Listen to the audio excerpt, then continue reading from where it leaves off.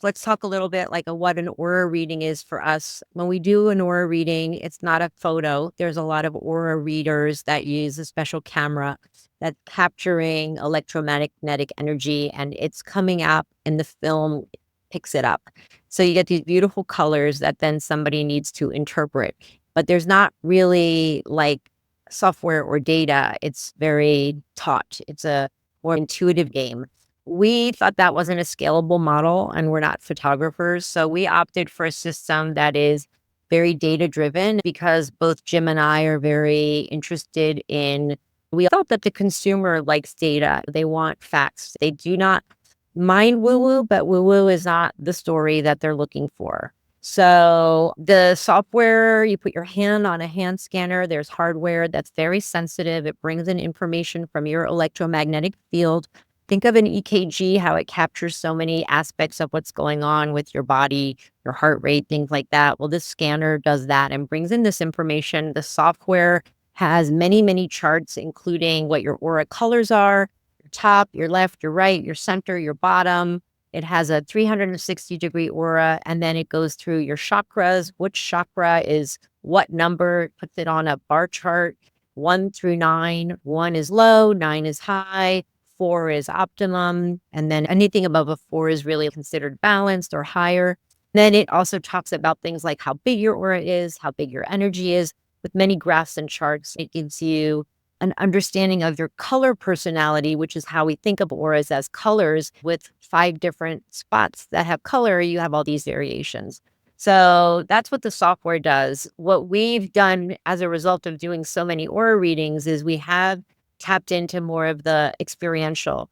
Why are you doing it? What does this reading say about you?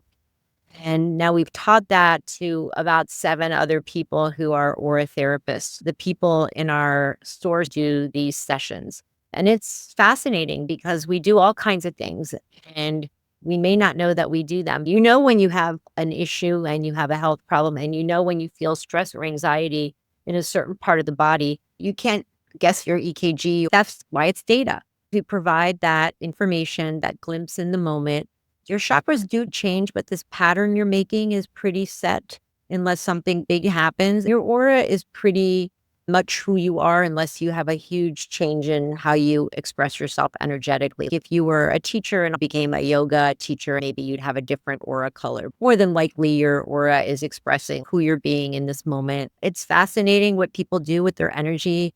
Most people have little issues that they can't quite tap into. And if you're looking to heal from a health issue, a trauma, anything that's happening in your life where you're feeling like you need to address something to feel better, it gives you data you didn't have before. That is very different than some of the other information you may be getting from other types of healing modalities. And so it's a wonderful way to do wellness because data-driven wellness is the future. It used to be that your friend would refer you to this person they went to that was great. You'd end up in a room.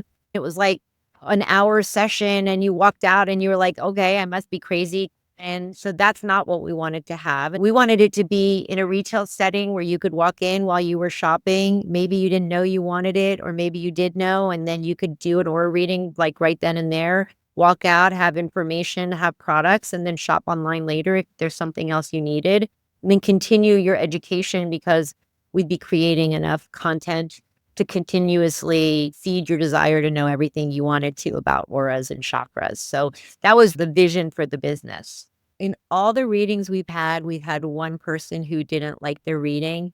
They were with a person who had a gigantic aura and super big chakras. Their friend insisted that they do it and also paid for it. They were obviously not happy. Her friend was more expressed than her. And so then she had to negate the experience. And that was how she could validate that it was not the right experience. But otherwise, we have incredible results. When you think of the things that any business wants, like referrals, repeat customers, customer lifetime value, like all those metrics in our business are really, really healthy and great. Typically somebody comes and then they bring their friend, their partner, and then they tell somebody else who does the same thing. And so a lot of the business is through the community that is excited about what they learned about themselves, that they want the people they love to feel and experience the same thing. Now, the kinds of things that people have, it's like there's some very standard things, but if you have a healthy root chakra, you feel stable and have vitality and feel safe. And typically you're embodied, right? You're in your life and you feel like you're able to handle it. If for some reason something happens that destabilizes you, often where you feel that is in your root chakra. And so your chakra becomes like a one or a two. And that feels like you're not in your body. You feel very detached. You feel loose and unsettled. And the things that make us feel like that are separation, divorce, moving, changing jobs, a person we love who's no longer there. Those are things that destabilize somebody. The kinds of people who have a lower root chakra from the get go are often healing from trauma and have not healed yet. And they're working on it. And it shows up as this lower root chakra, which expresses that they're still fearful, working through whatever suffering they had when they were potentially younger and had the trauma.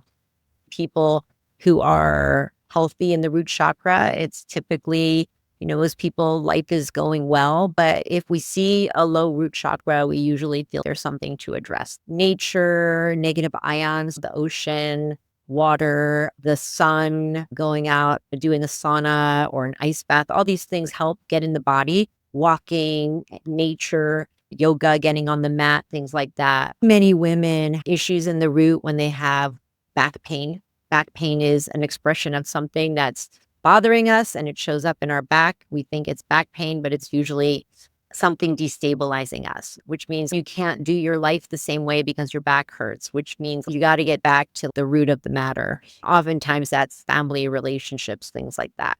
The sacral is fascinating, usually represented by the color orange. The root is color red. And the sacral is the embodiment of the emotional landscape. The feminine divine is how we define it. And that's not gender. It's more like an energy that's very creative, very flowy. People who are expressed in the sacral are often people who know how to have fun, feel their emotions, like to enjoy life. And that's something that comes in for them. Many of us are not because, especially for women, there's so many things that are in the emotional landscape that gets depleted. We don't take care of our needs. We're always taking care of other people. We happen to have reproductive organs and also digestion and hormones associated with this part of the body. And so we have a lot of fluctuation here from puberty all the way through menopause.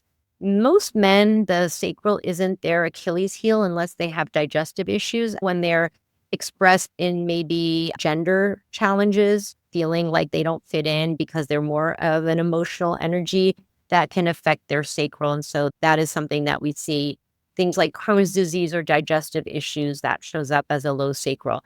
A very high sacral, these are the people that are dancing at festivals and don't really want to stay in a job. They're running around and having fun. And sometimes the big sacral's a lot and not everybody can handle it, which is why we often see those people as a very funny, kind of different energy. The solar plexus is the gut area. It's very much a function of our mental acuity. Yellow, big solar plexuses are very common. We want to solve problems with the mind. What you worry about with the solar plexus typically is if it's burned out. When it gets very high, it's often an expression of adrenal overcompensation, and it has all kinds of other effects on the chakras. It usually affects the heart and the sacral because it's right between the two. It affects our digestion. It gives us all those issues we have in that part of the body. It also affects how we feel about ourselves because we're so driven. And people with big solar plexus get things done. I like to say it's the get shit done chakra because it's very motivated by the energy of doing. And most of us are trained to be performative in our culture. Other cultures, it's less so. If you do have a big one, you do want to partner that energy with other energy to keep it balanced, because that's kind of how the chakras work. If you have one that's really big, there's always going to be one that's really low. And so you try to have a couple that work with each other so you can temper. I like to think of the chakras as a string, and your string might be like 8 inches and mine might be 7 inches. But when it goes up and down, there's only 7 inches it can do. So something high means there's something low. And for you, you might be able to be bigger and lower because your string is longer. Until you understand how you move energy big, or you don't understand how much you can feel, that's one of the things the chart helps with. So moving on to the heart, that's the center chakra. It's the bridge. We like to think of it as the color green, and the heart is about giving love, receiving love, loving yourself. And that's really the big one. A lot of people can do the first two, but that third one is the hard one. It's a lot of times that analogy of the oxygen mask on the airplane, where if you want to live, you have to put it on you first, then you take care of everybody else. But a lot of people, especially people who are heart centered, people who are empaths, sacrifice what they need to please or help others, and it depletes you. The heart is a big factor in how big and healthy the aura is, because if you do not know how to protect your heart, well, it tends to have an effect on the quality of your aura, and people can feel that. Anybody who's an energy vampire, anybody who has a bit of a toxic trait, they know how to find those low heart people, and they get in there and they just go to town. So having a big heart is really a reach goal because it helps you with everything else. And so working on that is definitely an important daily task. The throat, most of us are pretty expressed in our throat. It's the color blue or indigo, and it's about speaking your truth.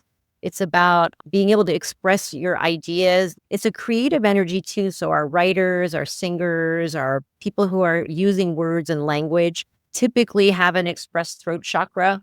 Oftentimes, when this one's low, it's somebody who's uncomfortable saying what they want to say, or who has been told to shut up and they've lowered it because they feel it's not safe, and it causes all kinds of other issues emotionally. People who are introverted tend to have a lower throat chakra. People who are very high are super annoying because they're the people who are constantly using too much voice to direct, and they do it again to compensate for something else. But if you need to be in a role of power and authority, having a big throat chakra is very useful. Activists and those types of people need that kind of energy. The third eye, which is violet, sometimes indigo, and the crown, which is often expressed as white or pink. They're very different, but they're both considered to be spiritual energy. The third eye is all about trusting yourself, intuition, clarity, tapping into the woo aspects of yourself. And because it's about trusting yourself, I'd say it falls into the realm of more the magical. People who like crystals, tarot, and all the esoteric stuff, follow self help and new age, there may be more third eye. The difference is your pineal gland is very activated. When it's very activated, you see things and you trust things and you respond to them well. And this is a very important energy. It's one that I've learned to master, and it works with all the other chakras. It helps every chakra because it's the one where you know what's wrong and what you need to do. If you let that one kind of take over, it can help you heal yourself because it's all knowing, and it means that you're able to tap in. The crown is very different. The crown is more like a divine consciousness energy. It's energy that's outside of you. It's above your head. It's more of a sacred, divine expression. And so you think of it as more spiritual. People who trust something bigger than themselves are often more expressed in their crown chakra than in their third eye, have both a third eye and a crown that's expressed and high. Most people, it's one or the other. We've determined there's no right or wrong. It's just how you do it. People with big solar plexus often have big third eyes as well, and those go well together. People with a big crown, that's a very chill, Buddha-like energy. So you're not going to be so chill if you're very animated. That's where we tend to find those people that seem cooler and calmer, and often they have more of that crown expression. But you can work and balance any chakra. If you focus on it, your chakras love you to talk to them, and they love for you to send energy. I call it fluffing your chakra or swirling your chakra, taking a deep breath that's intentional, imagining the color, amplifying it, and getting them all to connect is a very simple way to balance in the moment. Anybody can do that anytime, anywhere. When you add things like aromatherapy and you kind of scent that breath, it's really great because you can direct the breath. So That's a root chakra breath. When I do that breath, it's so much deeper than a normal breath just because it's delicious. It's like taking a gulp of something flavored, right? So it flavors your breath. And then you could work on different chakras with different oils and different scents. And that memory of the breath, the intention connects in the limbic brain. And that's how we use aromatherapy as a healing tool for the chakras because that scent memory creates a limbic memory. And that limbic memory is very powerful and allows us to get into state without having to go do an hour on the mat. Meditation, which we may not have time to do. So think of it as a performance enhancer for anything you're doing, your breath, plus something that is natural, that smells good, and an intention that's kind of the magic ritual. Seems simple, right? And yet we don't do it. We often have shallow breathing, unintentional breath. We don't breathe deep and we don't realize we're doing it until we sigh. And then we realize, oh, wow, I haven't really breathed today in a way that was really going to help me. And our senses are often dulled by anxiety, not giving ourselves that moment. It's hard to give ourselves those moments. We go to Canyon Ranch a lot. It's a certain kind of clientele, but they're obviously there and they're doing yoga classes and healing and getting massages. They have a lot of different kinds of things you can do from hiking to working with somebody who can help you with your food. A lot of these people are quite balanced, but they all have little things that are not quite there. Recently, we're there and we did maybe 60 scans. Three people were what we call rock stars, very balanced. Most other people at something. Not major, but those little somethings add up to something that's left to work and consider. The people who are balanced, they always tell you why they're balanced and they tell you they're meditating and working on themselves intentionally. So I think that's the prescription, right? The prescription is take care of you and work on you, but that doesn't have to look like massive investments of time, energy, going places. I truly believe that we are our own healers. And so, why we have products and we put products together with this understanding of our energy is to give you ways that you can clear away. This one's dry, which is very root chakra focused. These are ways that you can, in the moment, be your own healer and you don't have to pay. It's like you don't have to pay somebody to do it for you. I always remember when my dad got me running shoes the first time. You just put your sneakers on and you go outside and you can run. And here it's sort of like get a spray, get a roll on, something that's really healthy and made with really good vibrational oils that are not mixed with chemicals. And boom, you're ready to go. You don't have to go to the yoga studio every day. You can breathe right now, right here.